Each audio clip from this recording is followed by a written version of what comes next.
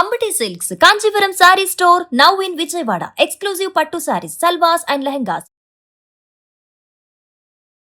రకరకాలు చేసుకుంటాం కదా. సాయంకాలం స్నాక్తో పాటు మధ్యాహ్నం భోజనాల్లోకి సైడ్ డిష్గా కూడా చేసుకునే ఒక సింపుల్ వంటకం చూద్దామండి. అరటికాయ వెంటనే బజ్జీ తడుతుంది మనకి. అరటికాయ బజ్జీలు చాలా ఫేమస్ కాదు, అరటికాయ వడలు అరటికాయతోటే. ఇప్పటికి ఎప్పుడో ఎన్నేళ్ల క్రితమో కాకినాడలో ఉన్న మా వారి కజిన్ బ్రదర్, మా తమ్ముడు వాళ్ళ ఇంటికి వెళ్తే అమ్మాయి తను చేసిందనమాట అరటికాయ వడలు. చాలా ఇంట్రెస్టింగ్గా ఉన్నాయి. ఆ తర్వాత ఎప్పుడు చేసుకునేవాళ్ళం. ఓ 2-3 అరటికాయలు తీసుకోండి, మీ అవసరాన్ని బట్టి 3 అరటికాయలు తీసుకుంటే ఫ్యామిలీకి సాయంకాలం స్నాక్స్ సరిపోతుంది. ఈ కాయకి తలా తోక కట్ చేసేయండి. కట్ చేసి 3 లేదా 4 ముక్కలుగా కాయ సైజుని బట్టి ఇవి ఉడికిచ్చేసుకోవాలి. మనం ఉడికిన అరటికాయతోటి వడ చేసుకుంటాం అనమాట. ఈ అరటికాయలని ఉడికించేటప్పుడు మనం కుక్కర్లో పెడతాము.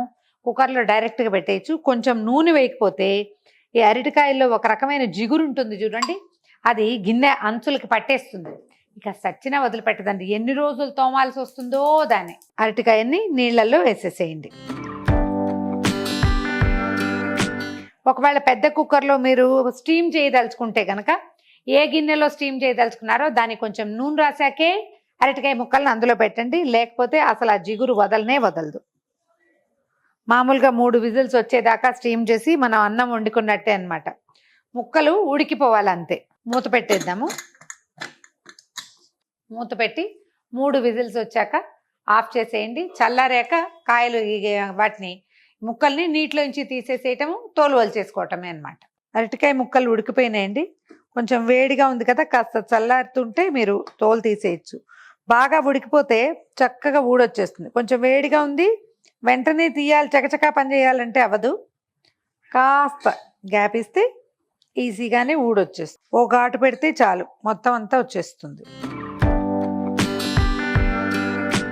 కొంచెం చల్లారితే చేయి పెట్టగలరు, వేడిగా ఉంటే చేయి పెట్టలేరు. కాస్త దీన్ని ఒత్తేసేయండి, మొత్తం అన్ని ముక్కలు కలిసిపోయేలాగా. ఇది లేపైనా పర్వాలా, మనం గరిటెతోటో పప్పు గుత్తితోటో చేతితోటో దీన్ని చక్కగా మ్యాష్ చేసేయటమే. ముద్ద చేయాలన్నమాట. దీన్ని ముద్ద చేశాక దీంట్లో ఏమేం వేయాలో చూద్దాం. ఒక 3-4 స్పూన్ల బియ్యపిండి,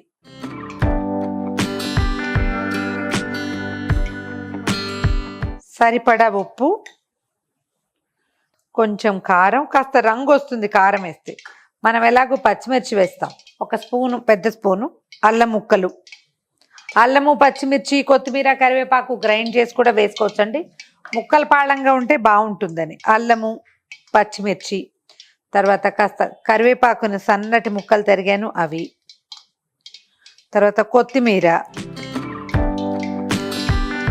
ఒక స్పూను జీలకర్ర, ఒక పెద్ద ఉల్లిపాయ ముక్కలు వేసేద్దాం. పాత్ర తడిగా ఉందని నా డౌట్. ఒక మాటు పైనుంచి కిందకి మొత్తం కలిపేయండి. నీరు అవసరం ఉండకపోవచ్చు. కాస్త చేతితోటి కలిపేసరికి ఇదంతా సెట్ అవుతుంది.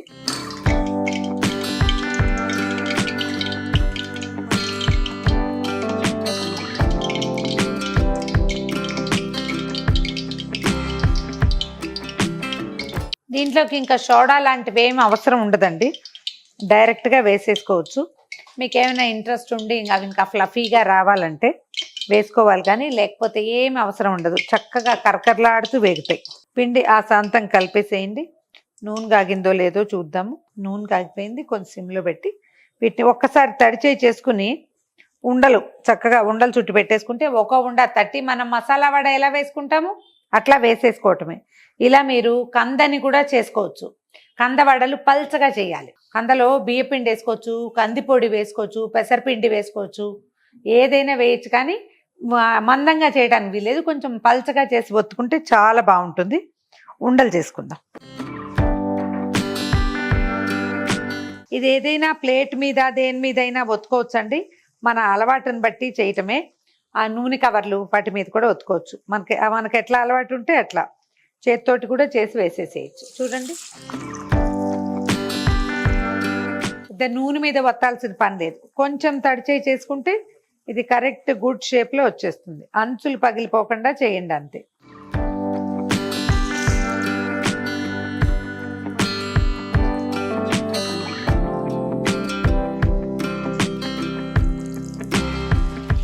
నాకేం అక్కర్లేదు, ఎలాగైనా వేయగలను అని చెప్పేలాగా ఉండాలి తప్ప అలా ఉంటేనే చేస్తాను అని అనుకోకూడదు. వంటలో కొన్ని వస్తువులు లేకపోయినా ఏం పర్వాలేదు, చేసేస్తాం మనం.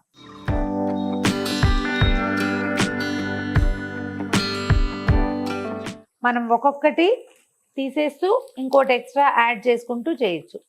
ఇంకొంచెం ముదురు రంగు రానివ్వచ్చు. ఇది చూడండి క్రిస్ప్గా ఉంది కదా, ఇంకొక నిమిషం ఉంచితే లోపల నుంచి కూడా క్రిస్ప్గా అవుతుంది.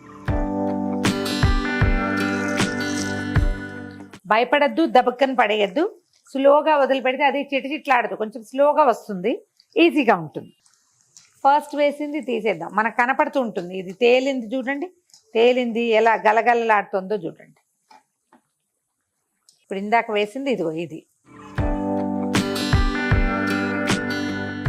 వంట ఏమి బ్రహ్మ విద్య కాదండి, ఏదైనా సరే చేస్తుంటే అదే వస్తుంది.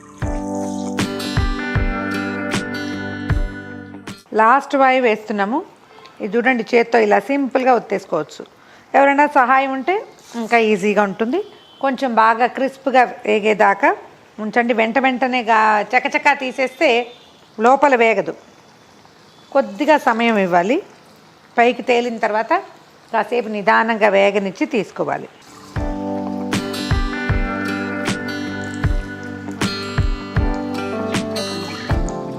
ఎంత బుజ్జివి కావాలన్నా చేసుకోవచ్చు, పెద్దవి కావాలన్నా చేసుకోవచ్చు. చిన్నపిల్లలు ఉంటే ఈ చిన్న వాటిని చూసి సరదా పడతారు.